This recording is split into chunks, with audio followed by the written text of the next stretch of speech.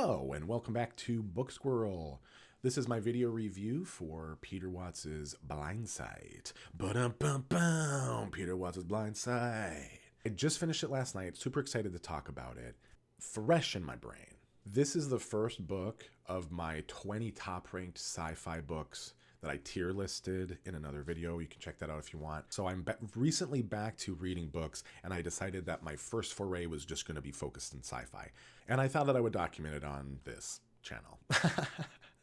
So this is the first book in that TBR list, and I'm going to be reviewing it here with my non-patented ACORN scale. ACORN scale. You've got A for approach, C for characters, O for originality, R for readability, and N for narration. Okay, ACORN. All right, so let me give you a little bit of details on Peter Watts' Blindsight. Blindsight is the first of two books in Peter Watts' Firefall series. The second book is Echopraxia.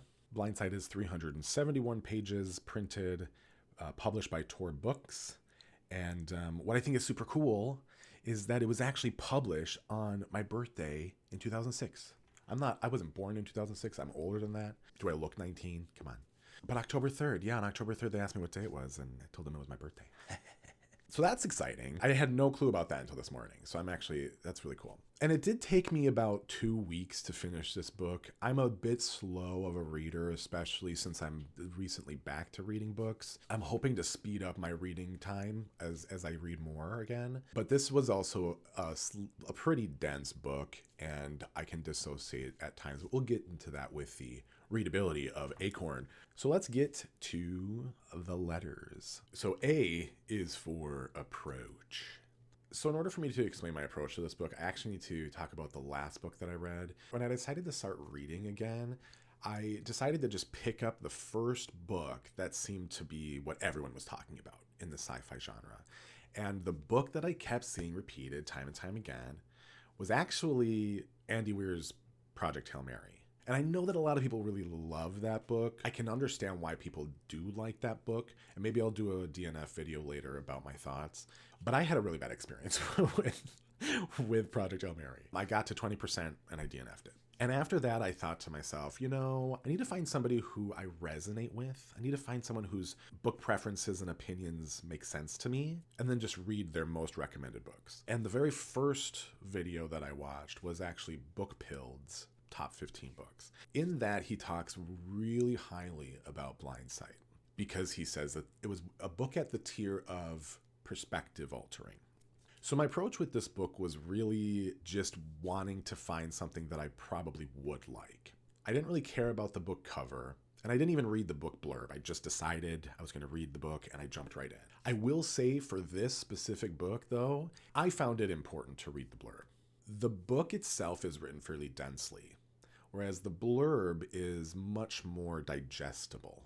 I'm just going to read you the blurb. It says, Hugo and Shirley Jackson award-winning Peter Watts stands on the cutting edge of hard SF with his acclaimed novel, Blindsight. 2 months since the stars fell. 2 months of silence while the world held its breath. Now, some half-derelict space probe, sparking fitfully past Neptune's orbit, hears a whisper from the edge of the solar system. A faint signal sweeping the cosmos like a lighthouse beam. Whatever's out there isn't talking to us. It's talking to some distant star, perhaps. Or, perhaps, to something closer. Something en route. So who do you send to force introductions with unknown and unknowable alien intellect that doesn't wish to be met? You send a linguist with multiple personalities, her brain surgically partitioned into separate sentient processing cores. You send a biologist so radically interfaced with machinery that he sees X-rays and tastes ultrasound. You send a pacifist warrior in the faint hope she won't be needed.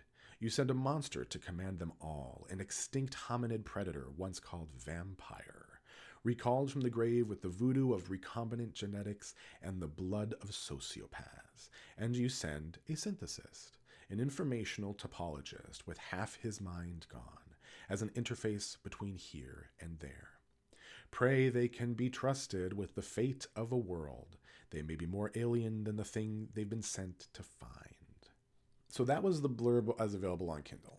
And it actually helped me understand more about what I was reading, even though I was already like 15-20% of the way into the book before I read the blurb. Even though I didn't really care for the cover, I do feel like it set the appropriate tone for the book. I'm going to give the approach to this book 1.8 out of 2. And in retrospect, the cover and the blurb were actually very important to my experience. So 1.8. I would give it a 2 if I also liked the book cover. Up next, we have characters. So as you can tell from the blurb, characters are actually really a thing in this book. I mean, they should be a thing in every story, I would, but like, almost felt like every character that was introduced was a pathway to exploring a different way that humans and technology could be combined. I really like the different ways that Peter Watts thought of character development in that context. And there's vampires. And I understand there's some kind of controversy around them, maybe with people who just really love vampires.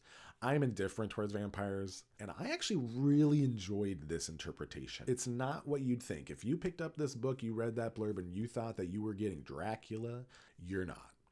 I would almost say you're getting something more akin to a werewolf, yet I understand why they call them vampires. It's such an interesting thing that they created. It really felt like they were all their own people. Even the person with multiple personalities, those multiple personalities had different characteristics to them. The main character is the synthesis, the observer, and so part of his observation is noting how all these people are different and really looking at their psychological profile through their unique behaviors. So I feel like characters were really developed. The one thing that prevents this from being a full 2 is that I got confused with some of the characters, to be honest. There were a lot of names, and they did at times kind of get confusing in my head. I will take ownership to some of that, but at the same time, there were just a lot of names, and that happens with a lot of names. So I'm going to give this a 1.8 as well, out of 2. The O in ACORN is going to stand for originality. I mean, it kind of speaks for itself, right? Did they rely too heavily on tropes? Was there something that I found new? I would say that this book has a lot of originality. I feel like it doesn't rely on tropes. I actually think that the strength in this book is in the different discoveries that are made and the revelations that the characters have.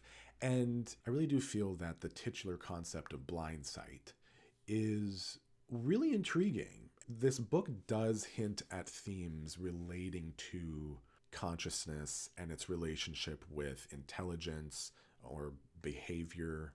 And so for that, I would rate this pretty high in originality. Now, again, this is coming from someone who hasn't read a lot of sci-fi especially. And so for that reason, like someone else might read this book and go, there's nothing original in here at all. But for me, I would give originality 2 out of 2, a full 2 out of 2. So up next would be readability. In this category, I'm really looking at how accessible is the reading. Would this be something someone could pick up and read easily? Is it a fast read? Is it a slow read? I would consider, for me, I would consider this to be a fairly slow read. The prose is very dense. I'm really glad that I was reading an ebook version of it because I was able to highlight the words and just get the definition of them really easily. And I had to do that a lot in this book. I will say that a lot of the times the word choices used are just very accurate words, things that I didn't even know had words, but that worked perfectly for the context. But it did cause me to have to stop a lot. I am someone who disassociates very quickly if my brain just is not comprehending what I'm reading. And that happened a lot in this book. So I did have to go back and reread sections, which I'm willing to do, especially for a good book. So I was okay with the readability being a bit more difficult. And I like a challenge. I like when a book pushes my comprehension to a degree. I don't know how accessible this book would be, though, for many people, especially perhaps young adults or people who just prefer to have a nice, easier reading experience. I don't think this book is going to be for them. And I definitely am hoping for my next book to be a little less dense so that I don't have to pause as much and I can have more of a smooth reading experience. So for that, I will deduct a little bit, but I feel like it's part of the artistry in this book. I feel like it's not just using big words to use big words. It fits for me in this context. I'm personally going to give the readability of this a 1.4 out of 2. And then the last category is going to be narration. Narration is going to be distinct from readability, and that readability is more of just my experience getting through the book, whereas narration is actually going to be the context of how it's told, the pacing, the protagonist. I think the narration is actually incredibly interesting in this book. The narrator, the first person perspective, is a synthesist. One of his strengths is considered to be his ability to observe, his ability to see things that other people can't see in behavior. It's a very psychological approach, right? There are chapters where it starts with, imagine you're this other character. At first, I was confused about what's going on in these chapters, and then I realized that because this is his job, this is his superpower, because of his own relationship with technology, that this is his superpower in action. He's using his observational skills to look at each individual character's unique behaviors and try to understand what they're thinking. He's really a pacifist. He's really observational. And I think Peter Watts does a good job of projecting this character's analysis onto other characters.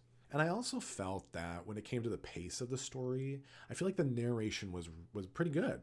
So progressing the main story, analyzing the other people around him, and then doing flashbacks, it worked really well. I felt like it was a really nice dance between those three things.